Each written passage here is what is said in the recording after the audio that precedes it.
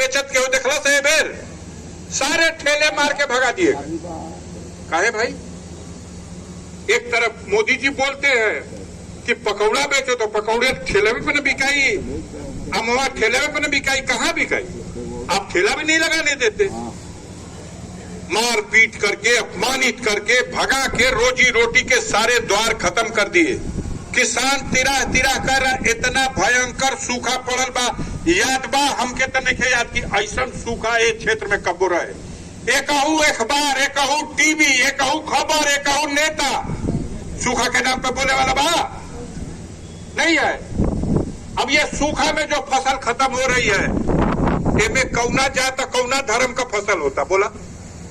ये तो सबको बर्बाद का अकाल हो गया है। मंत्री जी, इस क्षेत्र की स्थिति यह है कि लोग आत्महत्या करेंगे। हमारे किसान कर्ज चुकाने के लिए उनके पास पैसा नहीं होगा, बेटियों की शादी करने के लिए उनके पास पैसा नहीं होगा। इस सवाल पे कोई बात नहीं है। बाजारें खुली है, दुकानें खुली है, लोगों के जेब में पैसा नहीं है, दुकान पे बिक्री बढ़ता नहीं है, दुकानदार दिन भर बैठता है। जो पहले दिन भर की बिक्री 5,000 लेके घर आता था तो उसमें अपना मूलधन अलग करता था, आज वो बैठ के मक्खी मारता है, 200-400 में उसकी औकात सिमट जाती है। इस बेचत के हो देखला से बेर सारे ठेले मार के भगा दिए। काहे भाई? एक तरफ मोदी जी बोलते हैं कि पकौड़ा बेचो तो पकौड़े ठेले में न बिकाई, अमवा ठेले में न बिकाई, कहाँ बिकाई? आप ठेला भी नहीं लगाने देते। मार पीट करके अपमानित करके भगा के रोजी रोटी के सारे द्वार खत्म कर दिए। किसान तिराह तिराह कर इतना भयंकर सूखा पड़ल बा, याद बा हमके तो नहीं याद कि ऐसा सूखा ए क्षेत्र में कबो रहे। एकहू अखबार, एकहू टीवी, एकहू खबर, एकहू नेता सूखा के नाम पे बोले वाला बा नहीं है। अब ये सूखा में जो फसल खत्म हो रही है, इनमें कौना जात कौना धर्म का फसल होता बोला? ये तो सबको बर्बाद का अकाल हो गया है। मंत्री जी, इस क्षेत्र की स्थिति यह है कि लोग आत्महत्या करेंगे। हमारे किसान कर्ज चुकाने के लिए उनके पास पैसा नहीं होगा, बेटियों की शादी करने के लिए उनके पास पैसा नहीं होगा। इस सवाल पे कोई बात नहीं है। बाजारें खुली है, दुकानें खुली है, लोगों के जेब में पैसा नहीं है, दुकान पे बिक्री बढ़ता नहीं है, दुकानदार दिन भर बैठता है। जो पहले दिन भर की बिक्री 5,000 लेके घर आता था तो उसमें अपना मूलधन अलग करता था, आज वो बैठ के मक्खी मारता है, 200-400 में उसकी औकात सिमट जाती है। इस ऊंचाया किसने? आप ही की सरकार पिछली बार थी, आप ही के आप कहा था डबल इंजन है कि डबल इंजन में भैया तो डबल तेलवो पिएला, इना के अगवा वाला इंजन में तेल पिया था, पिछो वाला पिएला, आई दोनों मिलके आस का तेल पिया तो सो। इतनी बेईमानी न कभी थाने में थी, इतनी बेईमानी न कभी ब्लॉक में थी, इतनी बेईमानी न कभी कचहरी में थी। कहीं भी लूट जैदर लूट है, कोई टोकने वाला है, कोई पूछने वाला है कि क्या कर रहे हैं आप? देश गर्त की तरफ जा रहा है, बचाना पड़ेगा। भेदभाव से ऊपर उठ करके और समय पर अपने इस गुस्से को जो वर्तमान में आपको दिखाई दे रहा है, इसकी चिंता मत करो। ये हम अपने शरीर की साबुन लगा के जो मैल छोड़ाते हैं, ये मेरे शरीर की मैल है, इससे ज्यादा इसकी औकात नहीं है। मेरे शरीर का हीरा और नगीना इस क्षेत्र की वो गरीब जनता है, इस पूर्वांचल की, जिसकी मैंने आज 40 साल से लड़ाई लड़ी है, जिसके मान सम्मान को दिलाने के लिए मैंने अपने जीवन को जोखिम में डाला। हमारा किसी से खेत जमीन जायदाद और बगीचे का झगड़ा नहीं था। मेरा भाई 17 साल से जेल में है। हम डकैत नहीं थे, हम ऐसे परिवार में जन्म लिए हैं जिस परिवार का एक इतिहास है, जिसने इस देश की आजादी की लड़ाई में इस परिवार से 12 लोग हैं जिन्होंने यातनाएं सही हैं, जेल गए हैं, कोड़े खाए हैं। एक परिवार में 12 स्वतंत्रता संग्राम सेनानी। हमारे परिवार में लोगों ने सीमाओं पर बलिदान दिया है। ब्रिगेडियर उस्मान ने कश्मीर की सीमा पर पाकिस्तान के खिलाफ जंग में नौशेरा घाटी को जीतने के लिए, झांगर घाटी को जीतने के लिए उन्होंने अपने आप को बलिदान कर दिया। आज जिस तरह का सलूक, कभी सोचिए एक दिन में हम चंबल के डाकू हो गई। हाँ, आज लेना रही। हाँ, तो समय आएगा तो इस गुस्से को दिल में रखिए। असली गुस्सा इस बात के लिए रखिए कि आज देश का संविधान संकट में है। मत नुकसान की मेरे परवाह कीजिए, मत नुकसान की परवाह कीजिए, वो सब हिसाब हो जाएगा। कुछ हिसाब यहां होगा, कुछ हिसाब ऊपर वाला लेगा। कितने जने को तो वहीं से ले दिए, उन लोग को निगाह में आए या ना आए, विरासत सौंपने की तैयारी है। हमारे एक दो मित्र लोग आए तो कहा कि ना ही है, फिर अपने ना यहाँ अपन वारिस भेजी। हम कहली कि का वारिस भेजियो, भगवान उनके दे दिले पड़ो। वो वारिस जहिया मंच पे चढ़िया तहिया जनता जान जाई कि का वो मारेला ना तो आवाज ना होला ओकर लाठी। ये स्थिति है। आप वारिस भेजना चाहते हो, वारिस भेजो। अपने आना चाहते हो, अपने आओ। 2 बेर अजमाए थे, तीसरे बेर फरिया लो। अरे बेर आओ, हाराबाजी लगा के फरिया लो। हिंदुस्तान का खजाना लेके आओ, भीख मांग के फिर लड़ूंगा तुम्हारे खिलाफ।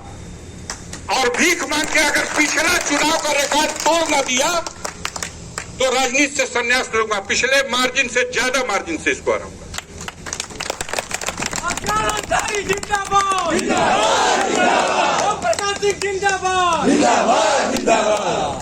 मेरी इबादत यही है, मेरी पूजा यही है। मैंने पूरी ईमानदारी से जो व्यक्ति जुड़ा है उसके जरा से दर्द को भी मैं अपना दर्द समझता हूं। अगर वो रात को न सो सका तो मैं भी नहीं सोता हूं। उसका सम्मान नहीं रहेगा तो मेरा सम्मान रहना बेकार है, धिक्कार है।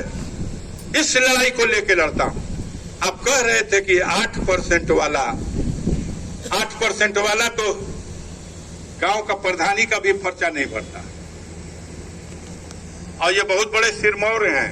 यहाँ खातिर नहीं, पूरे पूर्वांचल खातिर सिरमौर है। इन्होंने सारी मर्यादाओं को मिट्टी में मिला दिया। आज से पहले अगर देखा होगा कि अशोक का स्तंभ लगा हुआ गाड़ी 21 दिन डीह बाबा लोगन के घूमते रह गए। कोनो बचल बड़ा के होगा, कोनो डीहवार बचल रहा। उसके बाद 7 में 7 स्कोर है 0। इन बेशर्मों को शर्मे नहीं आती। इसके बाद अगर हयादार होता ना तो दोबारा आता नहीं। आप थक किसको रहे हो? पहला प्रोग्राम महादेवा में कहली भाई महादेवा मंदिर हमन का बड़ा प्राचीन मंदिर बा। वो रामनेश चौधरी के बड़े भाई जो एक थे डॉक्टर साहब, वो पूजा करने जाते थे, पिच रोडवे से बेचारे गाते बजाते जाते थे। महादेवा मंदिर बहुत जागती हुई मंदिर, मान्यता है। द्वारिकाधीश का मंदिर, ये मान्यता है। सिद्ध पुरुषों का स्थान है। हम जाई चाहे माननीय ओम प्रकाश जी जा, चाहे के और जाओ, अगर वहां ठगे का नियत से जाइब जा तो कुछ फलब जा। तो 21 जगह ठगे खातिर न गई रहा कि कुछ ओरिजिनल पूजा रहल। तो जब तू ठगे गई रहा तो तोरा के वो प्रसाद दे दिला कि लो बेटा 7 में 7 सुनने चल जाए। अब तू बतियावा जितना मन करे, आ तोहर भाट जाके जितना तोरा के हवा भरस हो। बहुत देर हो गई, बहुत दिनों के बाद आप लोगों से मौका मिला। कुछ ऐसी परिस्थितियां बनती चली गई। चुनाव हुआ, चुनाव के दौरान भी मैं पूरे क्षेत्र में निकल नहीं सका। 14 जनवरी 15 जनवरी खिचड़ी के अवसर पर बीमार हुआ, अस्पताल गया, जान बची, बड़ी मुश्किल हालात में था। उसके बाद इधर चुनाव का मामला आ गया। परिस्थितियां ऐसी थी कि मैं अस्वस्थ होने के कारण कहीं गया नहीं, छत से नीचे उतरा ही नहीं। लेकिन इतना मन में जरूर था कि भाजपा को कहता था कि यहां शून्य कर दूंगा और पूर्वांचल में भाजपा हारेगी। और सच यही हुआ कि पूरे पूर्वांचल में भाजपा हारी। भगवान है जिसके मुंह से बोल दे, सत्य था और सत्य हो गया। आगे की जो परिस्थितियां हैं, चुनाव होने के बाद भी मैं न क्षेत्र में घूम पाया, न मीटिंग कर पाया, न आप लोगों को कोई धन्यवाद दे पाया। एक ऐसा अवसर आया और इस अवसर के आने से पहले यहाँ 2 महीना से जो हुड़दंगई हो रही है आप सबको पता है। 500 फौज इकट्ठा करके ढोल टगड़सा मसाला बजा करके, अरे बाप रे बाप, इतना तो ददुआ डाकुओं खातिर कबू ना चढ़ल। क्यों भाई, क्या जरूरत है? हम लोग संविधान को मानने वाले हैं, कानून का सम्मान करने वाले हैं। कानून के रास्ते से आप कोई कार्रवाई करने आओगे, हम तुम्हारा विरोध थोड़ी करेंगे। हम कानून के रास्ते से तुमको रास्ता बता देंगे। भाई घर वो लुटा गए हुए 6 मई 1992 को, याद है कुछ लोगों को? उस समय भी याद बा? कौन लोग, अब तक काम खत्म, अब का बचले बा। अब सच है, शीशे के टूटे हुए टुकड़े के अलावा इस घर में कुछ नहीं था। जनता की दुआ तो थी, उसका प्यार तो था। गांव गांव में छोटे छोटे गरीब घस गए अपने गांव से 2 किलो 4 किलो 5 किलो 10 किलो का मोटरी गेहूं अचाना का बांध के लिया के भर दिए, सो घरवे भर दिए सब अनाज। ईमानदारी के साथ उसको साक्षी मान के हम उनके दुख दर्द में खड़े हैं, लड़े हैं। सवेरे शाम जितने ये अत्याचारी है हमको कोसते हैं, गरियाते हैं, आई जितना कोस यहाँ करिए यहाँ सो उतना हरवाहवा चरवाहवा उगरिया सुन के कहिया सो किए भैया वो हमनी खातिर देवता है, गरियावत हुआ सो यही का सबूत। खटिया एक और पानी जी कहाँ बीनल जाला, दूसर का और बिना जाला। इन लोगों ने अत्याचार के बल पर इस क्षेत्र के गरीबों का कभी दिल तो जीता नहीं। जुल्म से, अत्याचार से, दबंगई से, उनकी बहू बेटियों को बेइज्जत करके, उनके बुजुर्ग माँ बाप के ऊपर मारपीट और हमला करके, उनकी जगह जमीन पे कब्जा करके लड़ा हूं। ये भी जीवन है, जब तक लड़ूंगा, पद रहे न रहे तब भी लड़ूंगा। और मुझे भरोसा है कि सड़ी गली व्यवस्था को बदलने के लिए मैं देश में तो कुछ नहीं हूं, लेकिन जितनी औकात है यही मेरा देश।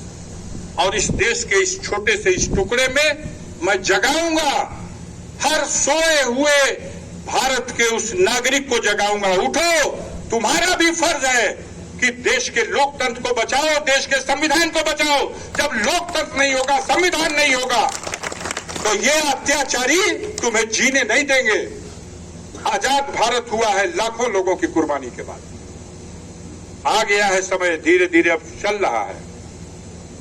2-4 दिन, हफ्ता 10 दिन में अभी पंचायतों के चुनाव की, नगर पंचायतों के चुनाव की घोषणा होने वाली है। कि प्रतापी राजा लोगों का आधा प्रताप तो ही में आड़ दी हम लोग। ये मत समझना कोई भी, हमारा बैठा हुआ है वो साथी देव पूजन खड़ा हो खाओ एक चलत देखले बड़ा जकबो तन 2 मिनट खातिर आओ, मंत्री जी से हाथ मिलाओ। का गोपाल भाई ओके पकड़िए धरा तो आओ मंत्री जी से हाथ मिलाओ। ये में तमाम जो साथी साथ छोड़ के चले गए उनको छोड़ के लुटूर भाई बैठल बना। इस करेल के बेल्ट के एक सम्मानित परिवार, जमींदार परिवार, कोटवा नारायणपुर से लेकर गोड़ौर तक की जमींदारी थी। पद प्रतिष्ठा इनके पास भी रही, 2 बार ब्लॉक प्रमुख रहे। लेकिन इस बार ब्लॉक प्रमुख के चुनाव में सत्ता के नशे में चूर और अधिकारियों की मिली भगत से धोखा दे करके महिला कैंडिडेट थी, इनके परिवार की, बड़े भाई की पत्नी, छोटे भाई बड़े भाई की पत्नी जो पहले प्रमुख रह चुकी है, उसके हाथ से पर्चा छीन के फाड़ दिया, ब्लॉक कैंपस के अंदर फाड़, इनके ऊपर कुर्सी चला दिया। अब क्या कीजिएगा? जिस आदमी ने नारायणपुर जैसे गांव में 25 साल प्रधानी की और 25 साल में कमाई बता दे, 25 साल में 30 बीघा खेत बेच दिया, यही कमाई है, यही लूट है और यही इसकी पहचान। ऐसे जमात के लोगों को लेके खड़ा हूं, चलता हूं। इस अवसर पर खल रहा है, याद कर करके खल रहा। हमारा एक ऐसा साथी जो इस समय नहीं है मतलब यहां नहीं है, बीमार हैं, इलाज के सिलसिले से लखनऊ में। जय गोविंद राय, याद होगा आप लोगों को, एक ऐसा चेहरा है, एक ऐसा बहादुर इंसान जिसने हर मोर्चे पर मेरे दाहिने खड़े होकर के मेरी मदद की। इस करेल की बेल्ट में जब चलना मुश्किल था, तो सामंतवादियों के बेल्ट में, और आज बेचारे कैंसर के रोग से ग्रसित हैं। हम अपील करेंगे, प्रार्थना करेंगे कि मेरे दीर्घायु के लिए प्रार्थना करने के साथ जोड़ लीजिएगा कि जय गोविंद राय को भी जल्द से जल्द स्वस्थ होने के लिए आप उसी तरह की दुआ दीजिए कि भगवान आपकी दुआ सुने। एक ऐसा मजबूत साथी जिसकी कोई मिसाल मेरे जीवन में कोई इतना वफादार साथी नहीं मिला। आज जो जेल में है, कई एक साथी है जो साथ छोड़ के चले गए। रमाकांत भारती है, देखा एगो बैठल बड़ा मुल्कत हुआ शेरपुर, नरेश खड़ा होकर